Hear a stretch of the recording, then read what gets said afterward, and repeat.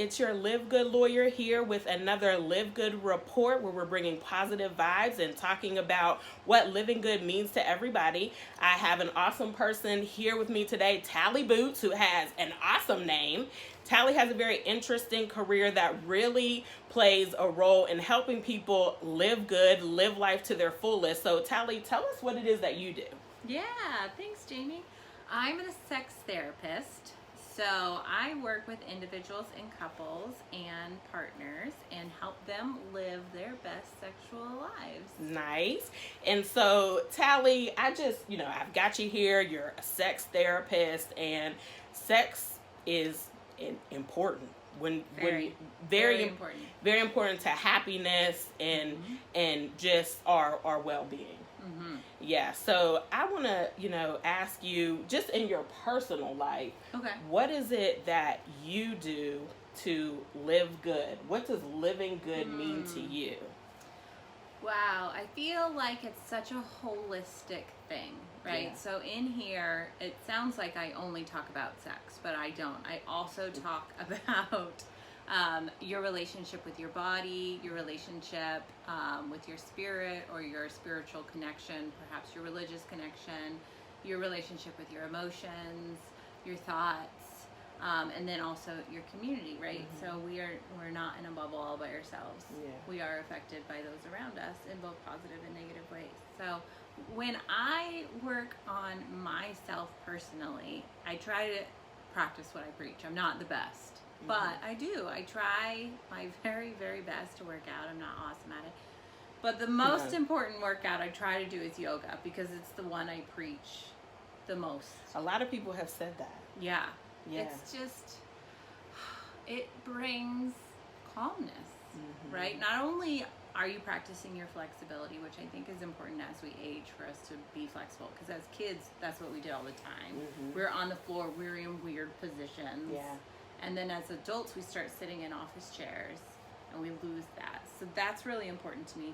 But then also the mental exercise that yoga does, the mental, almost loving struggle. So that's the most important thing to me, plus having some fun. Having some fun. So, Tali, you're a sex therapist here in Georgia, in the Atlanta Gwinnett area. Yeah, in Duluth. In Duluth. Why would people come see you?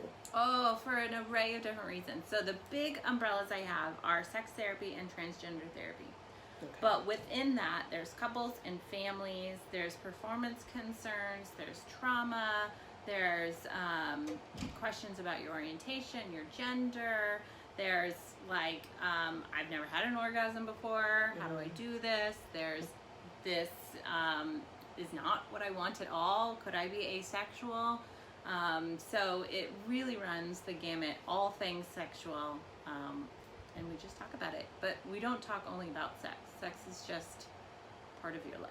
So, have you found that a lot of things that are going on in people's lives that have nothing to do about sex really affect their sexual health? Oh yeah. I have clients all the time that say, I came in to talk about this sexual issue and we're never talking about it. And I say oftentimes it's because that's a symptom of what's going on in your life. It's not the thing. It's just maybe you have so much stress going on, so you have performance issues. And so we talk about the stress. We're not going to just talk about what happened in the bedroom. We're going to talk about the stress everywhere in your life. Because you got to tackle that issue to really get to, for sure, to get to the issue that's the root of the sexual problem. Yeah. Let me see. So I thought, I got a sex therapist here. What would I ask her? So I think what I want to ask you is, can you give me maybe something that people can do besides having sex to just build an intimate connection with your partner? Yeah. First, I want to say that sex is more than just intercourse.